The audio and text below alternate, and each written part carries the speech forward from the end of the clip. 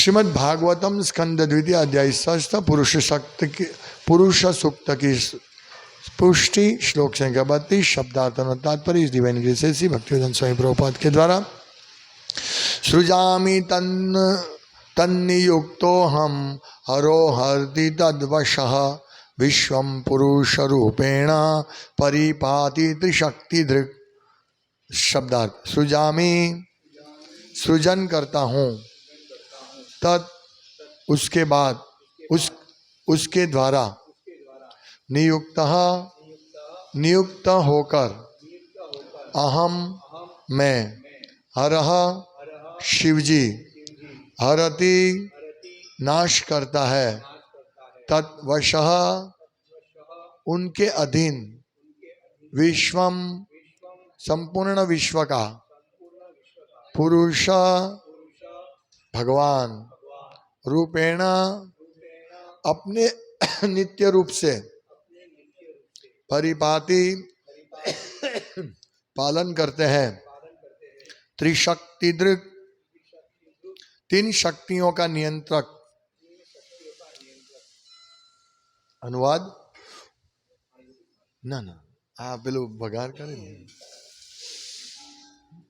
उनकी इच्छा से मैं सृजन करता हूं, शिव जी विनाश करते हैं और वे स्वयं अपने सनातन भगवान रूप में सबों का पालन करते हैं। वे इन तीनों शक्तियों के शक्तिमान नियामक है। तात्पर्य यहाँ पर अद्वितीय की धारणा की स्पष्ट पुष्टि होती है। वे वासुदेव भगवान ही हैं और उनको विभिन्न शक्तियों एवं विस्तारों के द्वारा ही विभिन्न अभिव्यक्तियां भौतिक तथा आध्यात्मिक जगतों में पालित होती है। भौतिक जगत में भी भगवान वासुदेव ही सब कुछ है, जैसा कि भगवद गीता के 7वें अध्याय के 19वें श्लोक में कहा गया है, वासुदेवः सर्वमिति, सब कुछ वासुदेव ही है। वैदिक मंत्रों में भी इन्हीं वासुदेव को सर्वोच्च माना गया है। वेदों का कथन है, वासुदेवात् परो ब्रह्मन् न चान्योर्थोस्ति तत्वतः। वास्तव में वासुदेव से बढ़कर कोई सत्य नहीं है। और भगवद गीता के 7वें अध्याय के 7वें श्लोक में भगवान कृष्ण उसी सत्य की पुष्टि करते हैं, मत्तः परतरम नान्यत्, मुझसे यानी कृष्ण से बढ़कर अन्य कुछ नहीं है। इस तरह एकात्म की धारणा जिस पर निर्विशेषवादी अत्यधिक बल देता है, वह भगवान के सगुणवादी भक्त द्वारा भी मान्य है। अंतर इतना ही है कि निर्विशेषवादी अंतिम पुरुष स्वरूप को नहीं मानता, जबकि भक्त भगवान के पुरुष रूप को अधिक महत्व प्रदान करता है। श्रीमद् भागवतम में यह सत्य इसी श्लोक में बताया गया है। भगवान वासुदेव अद्वितीय है, किंतु सर्वशक्तिमान होने के कारण वे अपना विस्तार कर सकते हैं और अपनी शक्तियों का प्रदर्शन कर सकते हैं। यहाँ पर भगवान को तीन शक्तियों द्वारा त्रिशक्ति दृक् सर्वशक्तिमान बताया गया है। अतः उनकी तीन शक्तियां हैं, अंतरंगा, बहिरंगा एवं तटस्थ। इनमें से बहिरंगा शक्ति सत्व, रजो तथा तमो इन तीन गुणों द्वारा प्रदर्शित होती है। इसी प्रकार अंतरंगा शक्ति भी तीन आध्यात्मिक गुणों द्वारा प्रदर्शित होती है, संवित, संधिनी तथा लादिनी। तटस्था शक्ति या जीव भी आध्यात्मिक है, प्रकृति विद्धि में पराम। लेकिन जीव कभी भी भगवान के तुल्य नहीं होते। भगवान निरस्त साम्य अतिशय है। दूसरे शब्दों में न कोई भगवान के तुल्य है, न उनसे बढ़कर है। अतएव सारे जीव जिनमें ब्रह्मा जी तथा शिव जी जैसे महापुरुष सम्मिलित है, सभी भगवान के अधीन हैं। भौतिक जगत में भी भगवान अपने विष्णु रूप में ब्रह्मा तथा शिव समेत सारे देवताओं का पालन करते हैं और उनके सारे कार्यों का नियंत्रण करते हैं। ओम ज्ञानतिमिरान्धस्य ज्ञानाञ्जन शलाकया चक्षुरुन्मिलितं येन तस्मै श्री गुरुवे नमः।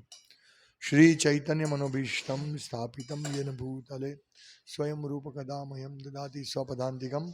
वन्देहं श्री गुरु श्रीयुतपदकमलं श्री गुरुन् वैष्णवांश्च श्रीरूपं साग्रजातं सहगण रघुनाथान्वितं तं सजीवं साद्वैतं सावधूतं परिजन सहितं कृष्ण चैतन्य देवं श्री राधा कृष्ण पादान् सहगण ललिता श्री विशाखान्वितांश्च हे कृष्ण करुणा सिंधु दीनबंधो जगत फते गोपेश गोपिका कांत राधा कांत नमोस्तुते। तप्त कांचन गौरांगी राधे वृंदावनेश्वरी वृषभानुसुते देवी प्रणमामि हरिप्रिये। वंशाकल्पतरुभ्यश्च कृपा सिन्धुभ्यैव च पतितानां पावनेभ्यो वैष्णवेभ्यो नमो नमः।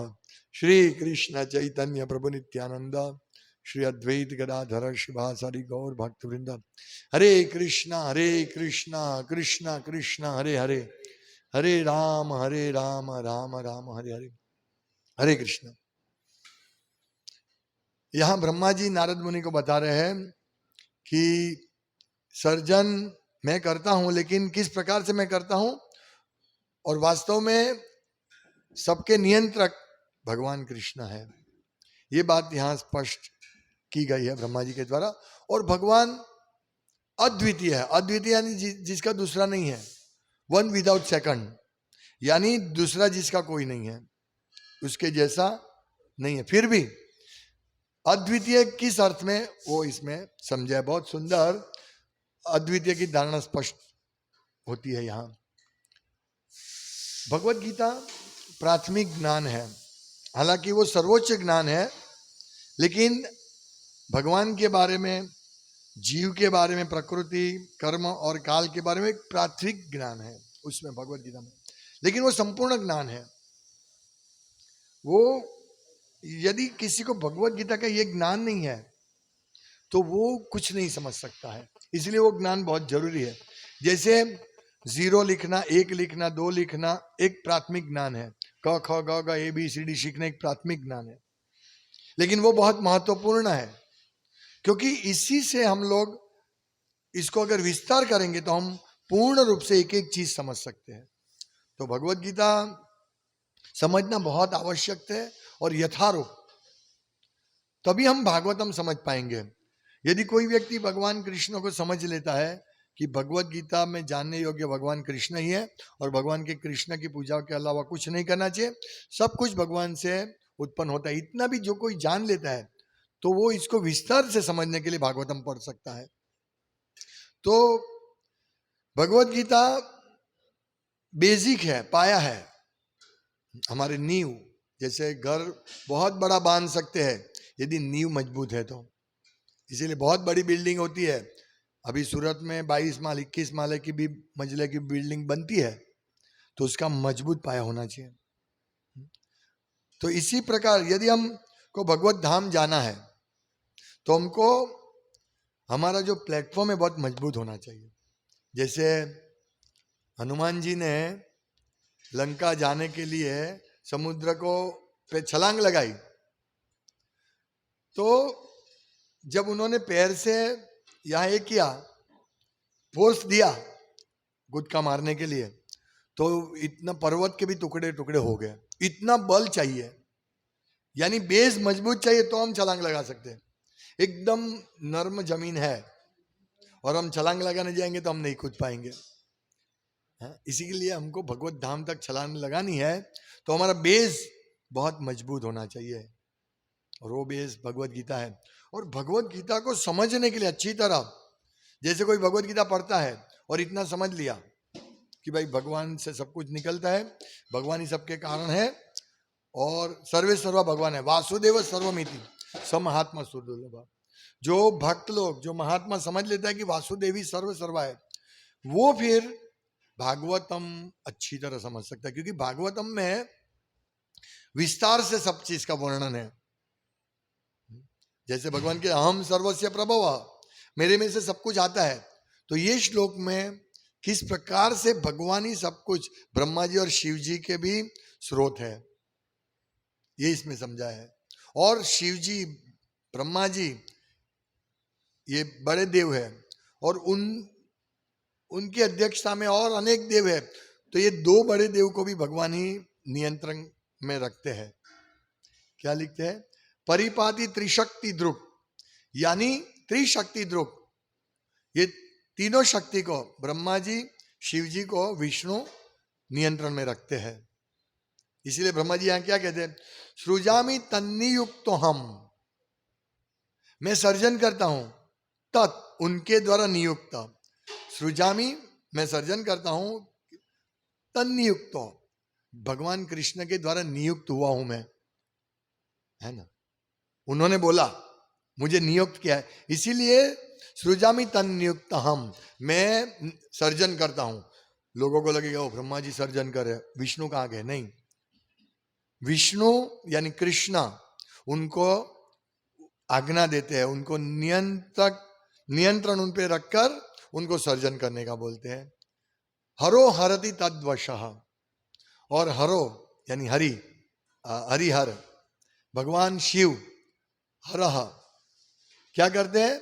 वो हरो हरति तद्वश, हरति यानी नाश करते हैं, उनके अधीन, कृष्ण के अधीन रहकर शिव जी नाश करते हैं। मतलब ये ब्रह्मा जी शिव ये सबसे बड़े देव है, लेकिन वो भी किसके नियंत्रण में है? भगवान के। इसीलिए जो भगवत गीता से ये श्लोक प्रभुपाद यहां कहते हैं कि भगवत गीता में कहा गया है कि वासुदेव सर्वम इति, सब कुछ वासुदेव है। तो इस अर्थ में ब्रह्मा जी शिव जी भी वासुदेव है, क्योंकि उनकी शक्ति है, उनके नियंत्रण में रहकर कार्य करते हैं। इसीलिए अद्वितीय, भगवान अद्वितीय है, वन विदाउट सेकंड, उनका दूसरे कोई नहीं है, अद्वितीय, सब कुछ भगवान है, इसको बोलते अद्वितीय। तो एक इस प्रकार से यह समझाया है कि भाई शिव जी और ब्रह्मा जी सर्जन, विनाश और सर्जन करते हैं, लेकिन भगवान की शक्ति से, भगवान की नियुक्ति से। भगवान ने नियुक्त किया, चलो भाई आप ये काम करो।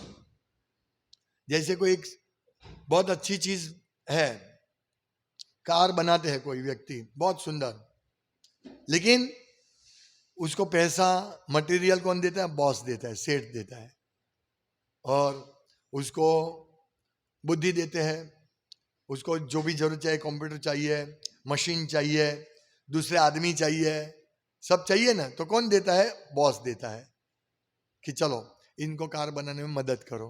तो एक कार बनती है, लेकिन बहुत सारे लोग चाहिए, तो मालिक बनाने नहीं बैठता है, चलो भाई पाना पेचिया लाओ, पाना लाओ, और बैठ गया, नहीं, वो नियुक्त किया, इंजीनियर को नियुक्त किया, और वह इंजीनियर ने आपके अंडर में सब वर्कर से काम करवाया, लेकिन सब शक्ति किसकी है? बॉस की है कि नहीं?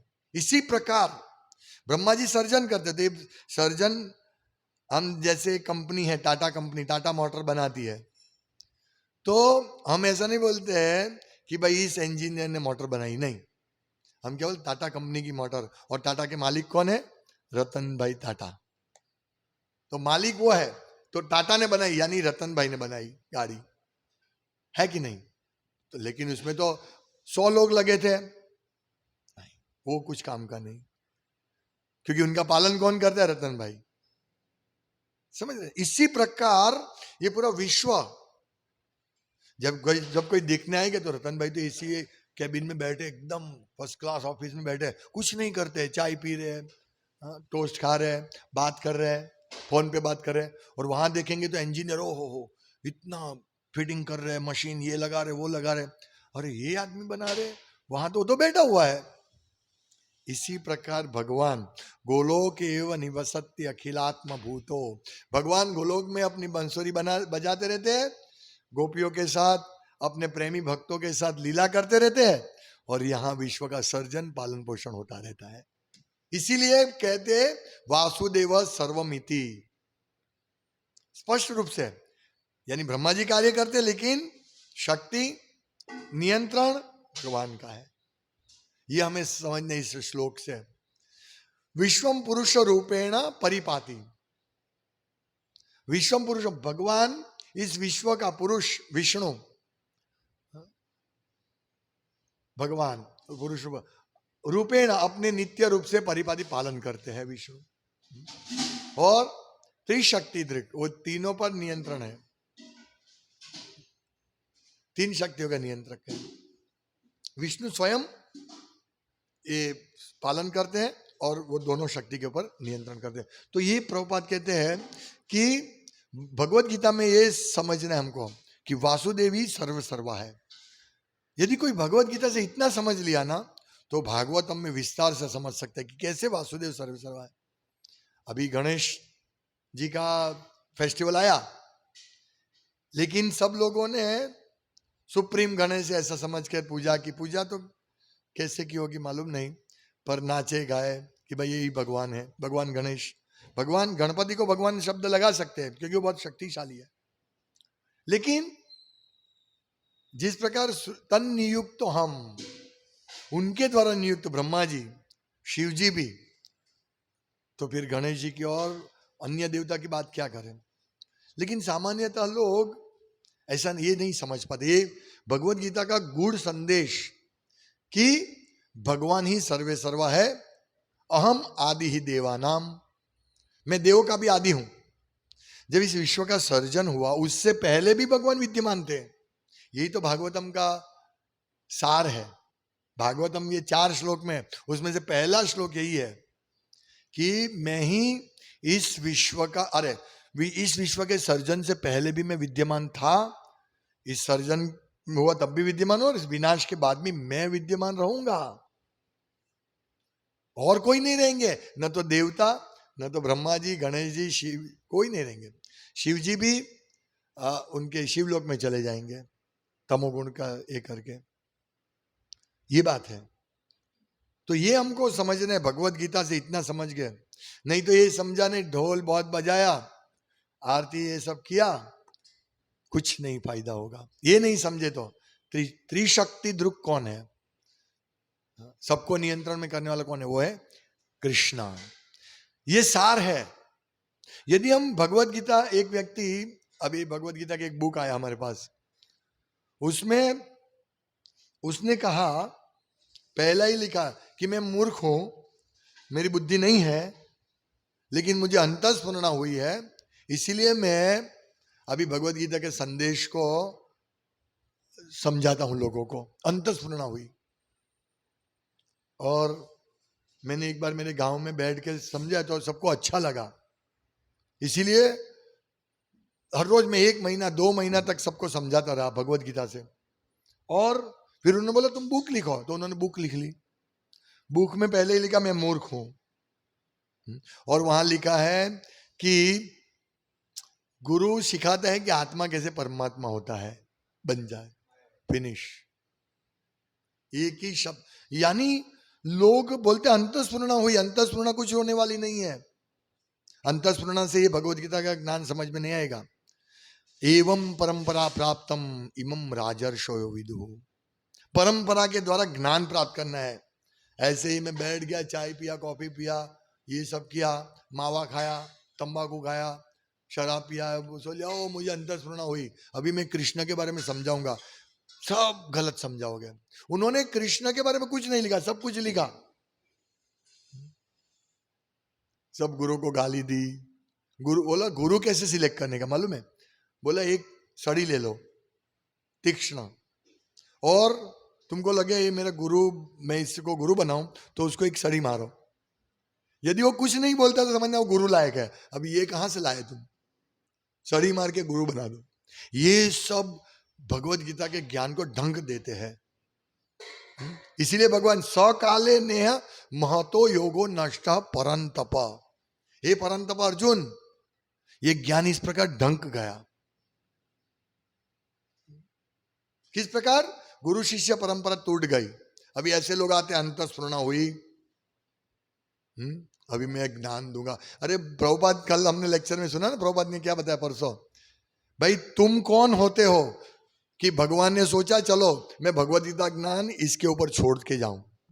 भगवान ने जो समझा ना, सब कुछ समझा दिया भगवत गीता में। अभी उसको पूछेंगे, वो व्यक्ति को जिसको अंतःस्फुरणा हुई है, भाई भगवत गीता के 5 विषय कौन से है बताओ। चलो आप लोग बताओ कौन से 5 विषय है भगवत गीता के हैं? हाथ ऊंचा करो, खबर पड़े, कोने कोने खबर।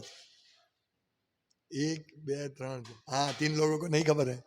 मालूम होना चाहिए। भगवत गीता के 5 विषय को समझाया है भगवान ने। कौन सा? पहला स्वयं भगवान परमात्मा, भगवान कृष्ण। फिर जीव, ये दूसरा विषय। फिर प्रकृति, ये प्रकृति क्या है? चौथा विषय काल, और 5वां कर्म। ये 5 विषय भगवत गीता में क्या है? तो ये अंतःस्फुरणा से थोड़ी आएगा।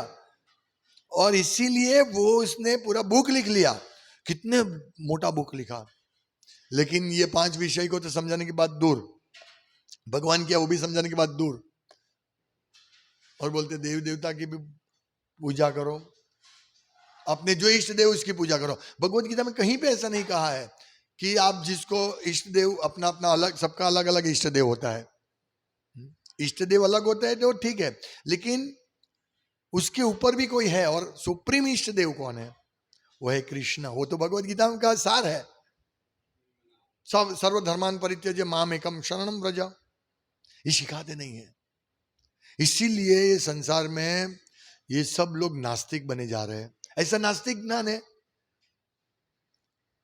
सिर्फ आत्मा और शरीर का ज्ञान, ये नास्तिक ज्ञान है। जब भगवान नहीं, क्षेत्र क्षेत्रज्ञ, क्षेत्र शरीर और क्षेत्रज्ञ यानी शरीर को जानने वाला, तो दो व्यक्ति है, एक है हम आत्मा और दूसरे परमात्मा। ये तो जानते नहीं है, आत्मा ही परमात्मा बन जाएगा। तो ये भगवत गीता का कहाँ ऐसा मैसेज है कि आत्मा को परमात्मा बनाया जा सकता है, बन सकता है? कहीं नहीं है।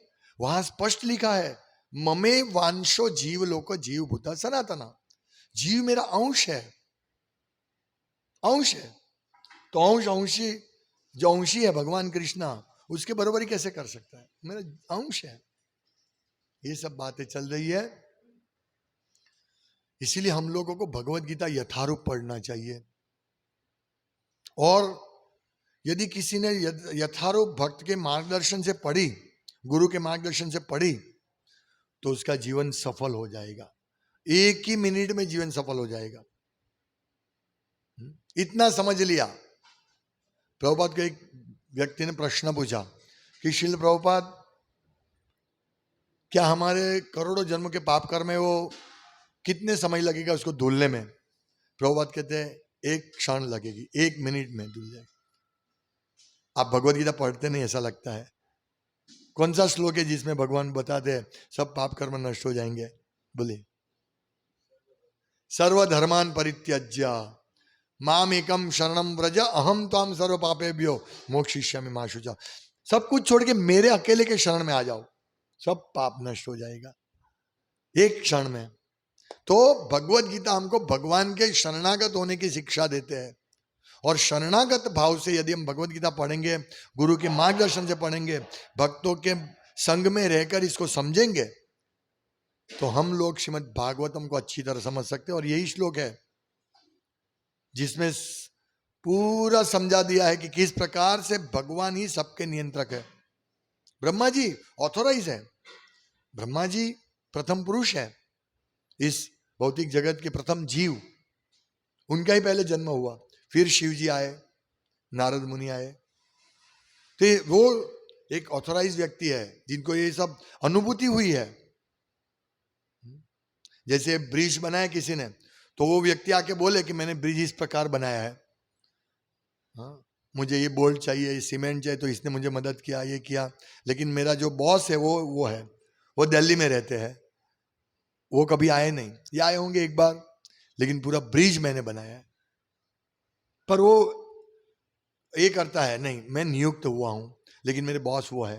इसी प्रकार ब्रह्मा जी कहते हैं, मैंने सर्जन किया, मैं सृजामी, हाँ, सृजामी तन नियुक्तो अहम, उनके द्वारा नियुक्त होकर मैं सर्जन करता हूं।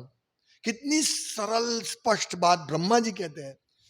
अभी ये सूर्य जैसा ज्ञान कि भाई ब्रह्मा जी सर्जन करते हैं, किसके नियंत्रण में? भगवान के। सूर्य जैसा ज्ञान, अभी कोई दिया लेके आएगा, अरे ब्रह्मा जी तो इस प्रकार से सर्जन करे, इसमें भगवान कहाँ आए? ये दिया का ज्ञान है, वो कोई काम का नहीं, आज्ञा का ज्ञान। इसीलिए प्रभुपाद कहते हैं भाई भगवान ने ये सूर्य रूपी ज्ञान, सूर्य जैसा ज्ञान स्पष्ट रूप से, सूर्य जब उदित होता है किसी को प्रकाश की, मतलब दिए की प्रकाश की आवश्यकता नहीं है। हाँ, अभी इतना स्पष्ट दिख रहा है हमको, सब हम लोग एक दूसरे को देख सकते हैं, अभी क्या आवश्यकता है प्रकाश की, अन्य प्रकाश की? तो भगवान ने जब भगवत गीता का ज्ञान दे ही दिया है, तो हम हमारा दिया लेके बोलेंगे इसको और मैं स्पष्ट करता हूं। क्या स्पष्ट करोगे तुम इसको जला दोगे, इस ज्ञान को जला दोगे, ढंक दोगे, तुम्हारा दिया लेके आओगे तो, कोई दिया गिर गया तो सब तुम भी जल जाओगे, ये भी जल जाएगा, और तुम करोड़ों साल तक घूमते रहोगे। वो सोचता है मैं भी कुछ अपना लिखूं, भगवान ने कुछ बाकी रख दिया है, अभी मैं लिखूं ताकि लोग और अच्छी तरह समझे। तुम ही नहीं समझते, तुम लोगों को नरक ले जाओगे। इस प्रकार का भगवत गीता का बुक लिख के, इसीलिए लिखते हैं जब हम तो बहुत सावधानी रखनी चाहिए। लिखते हैं, समझते हैं, कोई भक्त के मार्गदर्शन में एक एक चीज। देखिए इसने गलती किया, अपने आप लिखने बैठा, अंतःस्फुरणा से बड़ा गलती कर दिया। इसीलिए हम लोग किस प्रकार से लिखते हैं, ओ ये ब्रह्मा जी ने कहा है, ऑथोराइज व्यक्ति वो कहते हैं। और किसको कहते हैं? नारद मुनि को। नारद मुनि ऐसे वैसे व्यक्ति थोड़ी है, वो भी परम भक्त है और शुद्ध भक्त है और ज्ञानी है। उनको बोल दे, वो थोड़ा भी इधर उधर होते, रुकिए रुकिए, ये मुझे डाउट है, बताइए। सुखदेव गोस्वामी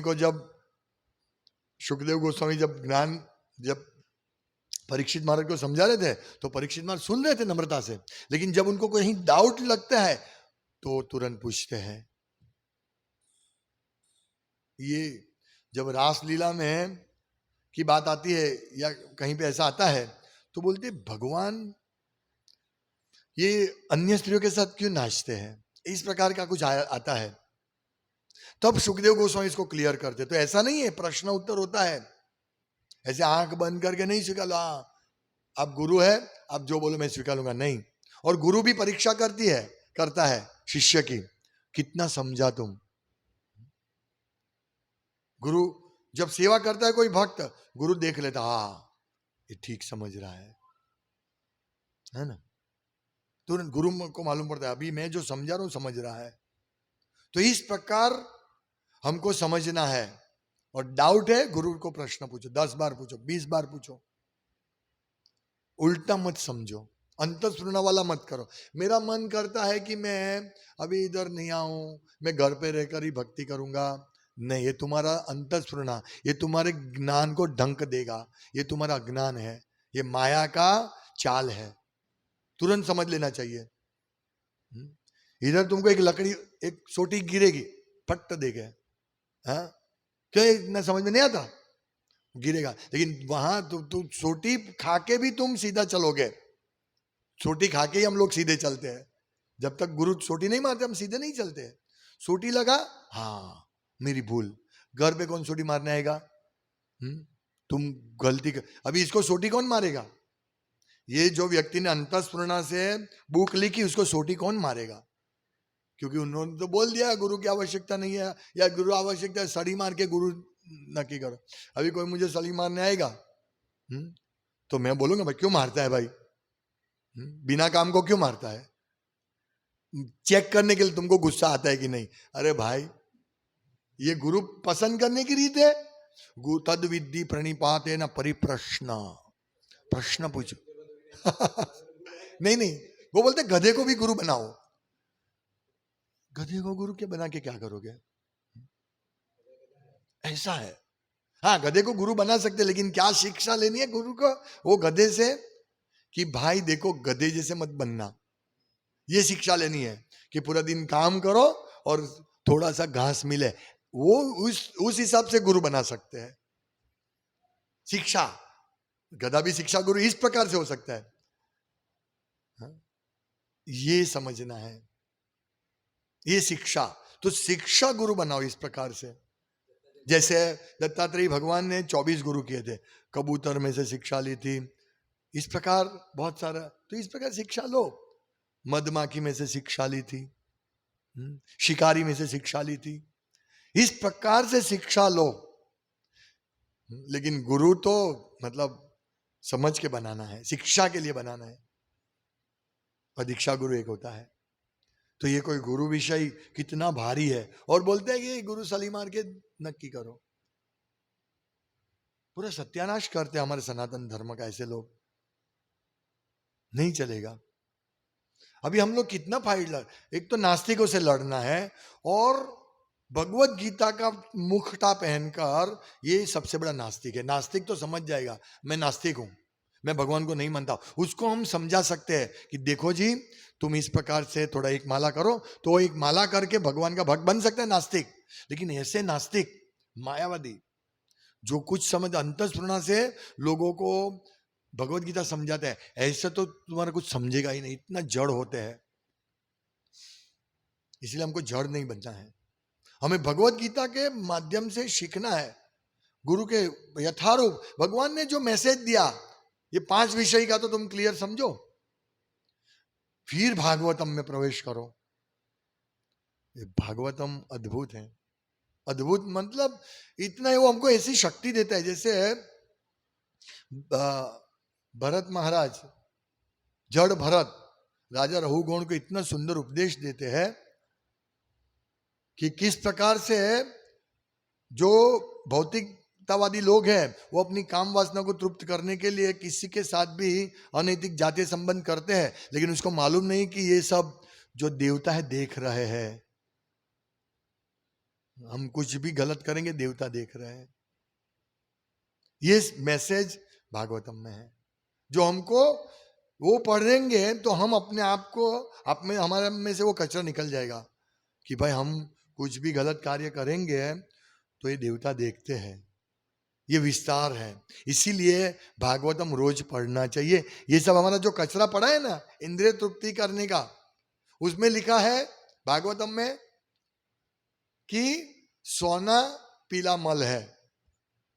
तो ये कचरा कैसे निकलता है हमारा, इसी ये सब समझने के हम, अब पूरा दुनिया सोने के पीछे दौड़ता है। सोना, ओ वहां सोना है, वहां सोना है, मेरे पास जैसे ही पैसा आया चलो 10 तोला सोना लेके आ जाओ। हाँ, ये मल, कौन मल इकट्ठा करेगा? मल त्याग करने लोग घर से दूर जाते हैं। और हम पीला मल, जो भागवतम पीला मल कहते हैं उसको, सोने को, वो हम घर में लेके आ जाते हैं। ये सोचते हैं ये क्या है, हमको सोना नहीं, जो जरूरत है उतना रखो, गहने के लिए जो भी है। क्योंकि प्रभुपाद कहते हैं, प्रभुपाद समझाते हैं क्या है, तो परीक्षित महाराज ने सोने को, सोने में स्थान दिया किसको? कलयुग को। क्योंकि प्रभुपाद लिखते हैं कि सोने में ये 4 पाप है। अनैतिक जातीय संबंध, जहां सोना है ज्यादा वहां ये सब पाप है। जहां जहां सोना है वहां ये सब पाप है। तो हमें ये सब समझना चाहिए कि सोने में जहां ज्यादा सोना होगा वहां नशाखोरी होगी। हम देखते हैं जिसके पास ज्यादा सोना पैसे से आता है, जिसके पास ज्यादा सोना है वो मांस खाएगा, नशा करेगा, अनैतिक जातीय संबंध। मेरे पास पैसा है तो मैं क्यों नहीं करूं ये सब? तो जुआ खेलेगा, मांसाहार, शराब और स्त्री संग, अनैतिक जातीय संग। तो जहां सोना है वहां सब आएगा। ये सब कौन सिखाता है? कौन सिखाता है? भागवतम, भक्त सिखाता है। इसीलिए हमको भगवत गीता पहले समझ लो, जल्दी, जितना हो सके उतना जल्दी भगवत गीता समझ लो, फिर सीधे भागवतम पढ़ने चले जाओ। और भगवत गीता में ये चीज सीखना है कि कृष्ण सबके नियंत्रक है, उनमें से ही सब कुछ निकलता है, और विश्व के सर्जन से पहले और इसके बाद भी, विनाश के बाद भी भगवान रहेंगे। इतना जिसने समझ लिया और सब छोड़ के भगवान के शरण में जाके उनकी सेवा करनी है, ये 4 चीज समझ लिया ना, भगवान हमको अपने आप ज्ञान देते हैं। ये भगवत गीता के 4 की श्लोक है। अहम सर्वस्य प्रभव, मत चित्ता मत गता प्राणा, जो मेरे में सतत चित्त रखते हैं, मेरी बातें करते हैं, ये सब चीज भगवान का स्मरण करो, ये सब भगवान के शरण में जाओ, भगवान हमको ज्ञान देंगे। ये सब 4 श्लोक जो है वो हमको भगवत गीता से सीख के, उसका सार सीख के तुरंत भागवतम रोज पढ़ना शुरू कर देना चाहिए। रोज नित्यम भागवत, तब जाके हमको ये, जिस दिन हमने भागवतम नहीं पढ़ा ना, समझना हम माया की गोद में बैठे हैं। क्योंकि भागवतम, अभी जैसे एक भक्त ने प्रश्न किया था मुझे कि प्रभु मैं पोर्नोग्राफी देखता हूं, क्या करूं? मुझे आदत हो गई है ये गंदा पिक्चर देखने की, क्या करूं? बोले तुम भागवतम पढ़ो, क्योंकि भागवतम में इसको काट दिया है कि इस प्रकार से जो कार्य करेगा ऐसा हम देखेंगे तो हमारा विनाश होगा। तो ये पढ़ेंगे तो इस कम से कम उस दिन तो हम रुकेंगे, ये नहीं करेंगे ओ इसमें लिखा है ये बहुत खतरनाक चीज है, इस दिन रुकेंगे, फिर दूसरे दिन ढीले हो जाएंगे। इसलिए दूसरे दिन भी भागवतम पढ़ना है, नित्यम भागवत सेवया। और हमें बार बार पढ़ना है ताकि हमको कृष्ण ही सर्वोच्च है वो हम भूल जाते हैं, बार बार भूल जाते हैं। और हम अपने आप को सर्वोच्च, प्रकृति क्रियमाणन गुणे कर्माणि सर्वशः अहंकार विमूढ़ात्मा कर्ता इति मन्यते। हम अपने को ही कर्ता मान के हम बार बार ये सब चीज भूल जाते हैं कि भाई भोक्ता भगवान है। हम अपने आप के देखो मैंने पैसा कमाया, ये सब चीज है, दान देना ये सब।